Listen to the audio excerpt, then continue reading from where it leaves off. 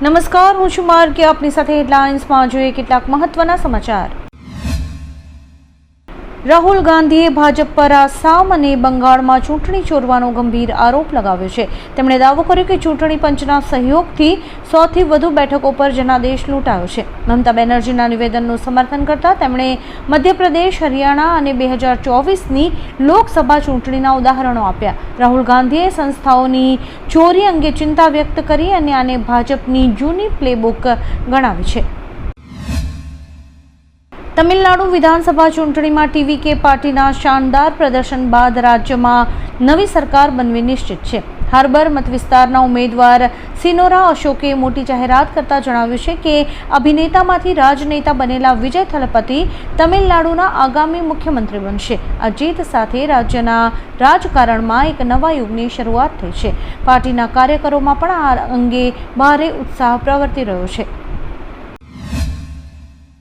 કેરળમ વિધાનસભા ચૂંટણીમાં પિનરાઈ વિજયનની આગેવાની હેઠળના એલડીએફ ગઠબંધનની હાર સાથે 49 વર્ષમાં પ્રથમ વખત ભારતના કોઈપણ રાજ્યમાં લેફ્ટની સરકાર નથી। કોંગ્રેસ પ્રેરિત યુડીએફે 140માંથી 90થી વધુ બેઠકો જીતીને ભવ્ય વાપસી કરી છે। 1957માં નંદુદરીપાદે જે સફર શરૂ કરી હતી તે 2026માં પૂર્ણ થઈ।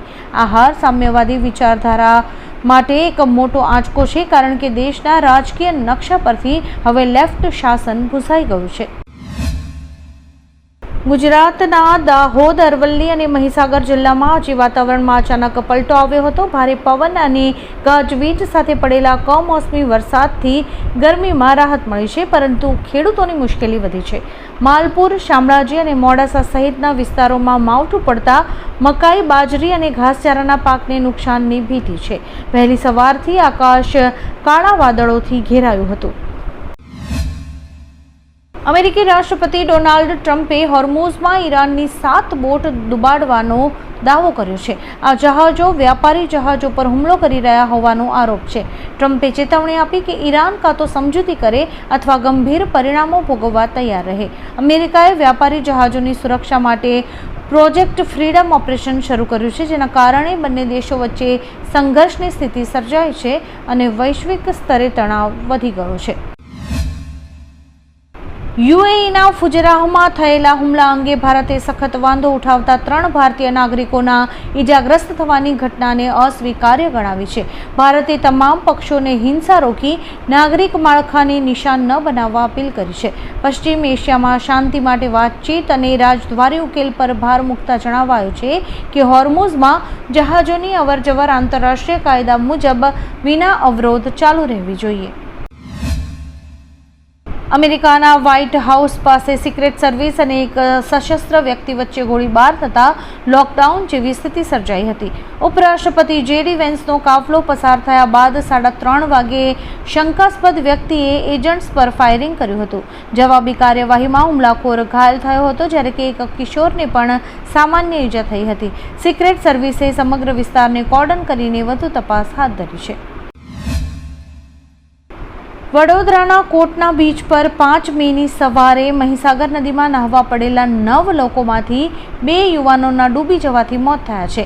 જય જોબલે અને કૃષ્ણા રાજપૂત તરીકે ઓળખાયેલા મૃતકોના શબ ફાયર વિભાગે બહાર કાઢ્યા હતા। અન્ય 7 લોકોને સ્થાનિકોએ બચાવી લીધા હતા। ગરમીથી રાહત મેળવવા ગયેલા મિત્રોના જૂથ સાથે આ દુર્ઘટના બની હતી। પોલીસે આ અંગે ગુનો નોંધીને મૃતદેહોને પોસ્ટમોર્ટમ માટે ગોત્રી હોસ્પિટલ ખસેડીને વધુ તપાસ હાથ ધરી છે। પશ્ચિમ બંગાળમાં ભાજપની ભવ્ય જીત બાદ મુખ્યમંત્રીના શપથ ગ્રહણ અંગે એક મહત્વની જાહેરાત કરાઈ છે। બંગાળ ભાજપ પ્રમુખ સમીક ભટ્ટાચાર્યએ જણાવ્યું કે 9મી મેના રોજ નવા મુખ્યમંત્રી શપથ લેશે। તેમણે ઉમેર્યું કે ભાજપનું લક્ષ્ય માત્ર સત્તા મેળવવાનું નહીં, પરંતુ બંગાળનું ખોવાયેલું ગૌરવ પુનઃ સ્થાપિત કરવાનું છે। પ્રચંડ બહુમતી બદલ તેમણે જનતાનો આભાર માન્યો હતો અને હવે સૌની નજર નવા મુખ્યમંત્રીના નામ પર ટકેલી છે। ચીનના લી યુગાંગ શહેરમાં એક ફટાકડા ફેક્ટરીમાં ભયાનક બ્લાસ્ટ થયો હતો.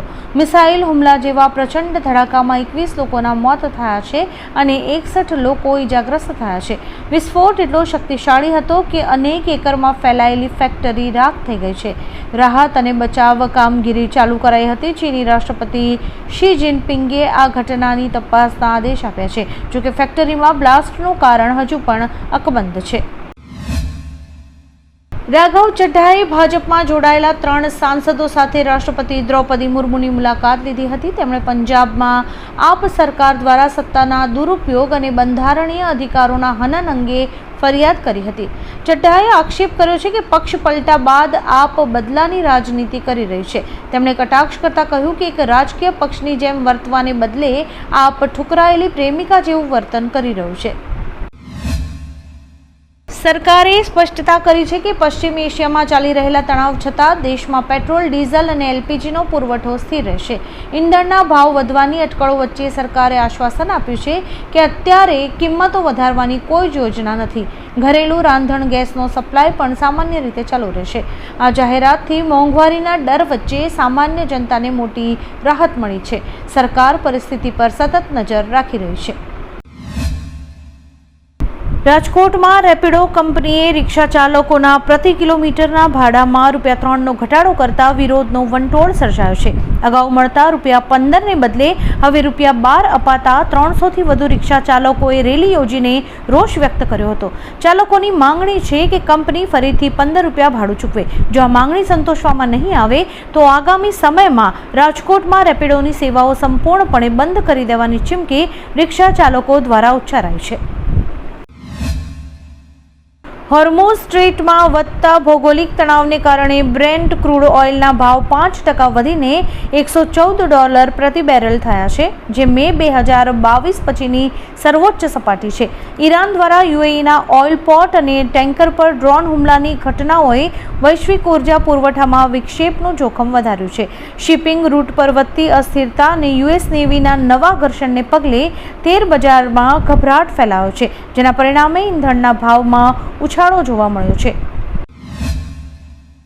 અમદાવાદના અસારવા બહુમાળી ભવનમાં મકાનના દસ્તાવેજની ક્ષતિ દૂર કરવા 2.50 લાખની લાંચ લેતા સબ રજિસ્ટ્રાર આકાશ દેસાઈ સહિત 4 શખ્સો એસીબીના છટકામાં ઝડપાયા છે. સબ રજિસ્ટ્રારે દસ્તાવેજમાં ભૂલ કાઢી કલેક્ટર કચેરીના સર્ટી વગર કામ પતાવી દેવા કરાર આધારિત કર્મચારી જય આદિવાસી મારફતે લાંચ માંગી હતી. બંગાળના મુખ્યમંત્રી મમતા બેનર્જીએ ચૂંટણી પરિણામો બાદ ગંભીર આક્ષેપો કરતા જણાવ્યું છે કે તેમની હાર નથી થઈ, પરંતુ તેમને એક ષડયંત્ર હેઠળ હરાવવામાં આવ્યા છે. તેમણે ચૂંટણી પંચને મુખ્ય વિલન ગણાવતા આક્ષેપ કર્યો કે ભાજપ સાથે મળીને 100 જેટલી બેઠકો લૂંટવામાં આવી છે.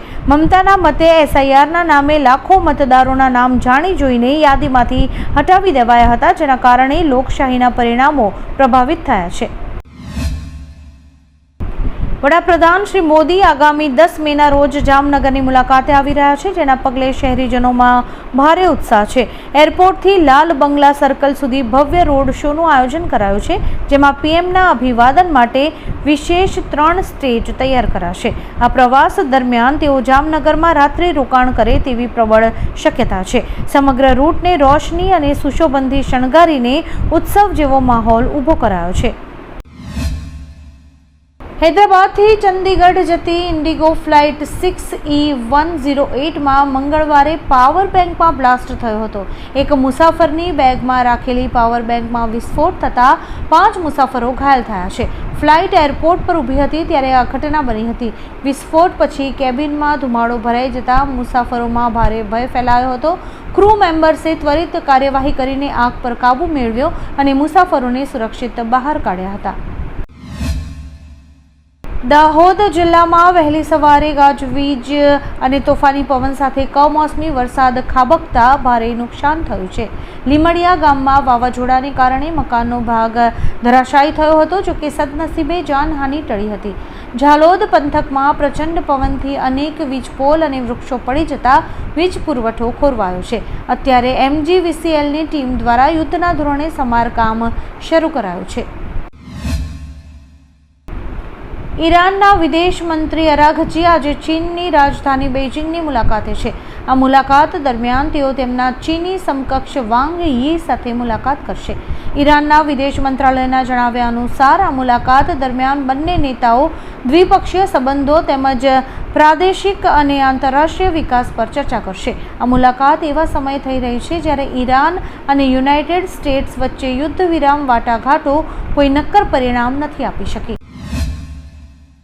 ગાંધીનગરના અડાલજ ખાતે મહેસૂલ વિભાગની ત્રિદિવસીય ચિંતન શિબિરનો પ્રારંભ કરતા મુખ્યમંત્રી ભૂપેન્દ્ર પટેલે કલેક્ટર્સ અને વહીવટી અધિકારીઓને સ્પષ્ટ શબ્દોમાં શિખામણ આપી છે. તેમણે કહ્યું કે મહેસૂલ વિભાગમાં ઝીરો ટોલરન્સની નીતિ અનિવાર્ય છે. 1-2 અધિકારીઓની ભૂલથી આખા વિભાગની છાપ ખરાબ ન થવી જોઈએ. સીએમએ અધિકારીઓને લોકાભિમુખ બની હસતા મોઢે અરજદારોના કામ કરવા અને દર 15 દિવસે કામનું ચિંતન કરવાની સલાહ આપી છે. ગીર સોમનાથ જિલ્લામાં આજે અચાનક વાતાવરણ પલટાયું છે. પ્રસિદ્ધ તુલસી શ્યામ મંદિર અને આસપાસના ગીર જંગલ વિસ્તારોમાં પવન સાથે કમોસમી વરસાદ પડ્યો છે. અસહ્ય ગરમી અને બફારા વચ્ચે અચાનક ઠંડક પ્રસરતા દર્શનાર્થીઓને રાહત મળી છે. જો કે ખેડૂતોમાં ચિંતા વધી છે. ઉનાળુ પાક કેરી, બાજરી અને તલને નુકસાન થવાની આશંકા સેવાઈ રહી છે. આવા જ કેટલાક રસપ્રદ સમાચારો નિહાળવા માટે અમારી યુટ્યુબ ચેનલને લાઇક, શેર અને સબસ્ક્રાઇબ કરો અને જોતા રહો હેડલાઇન્સ.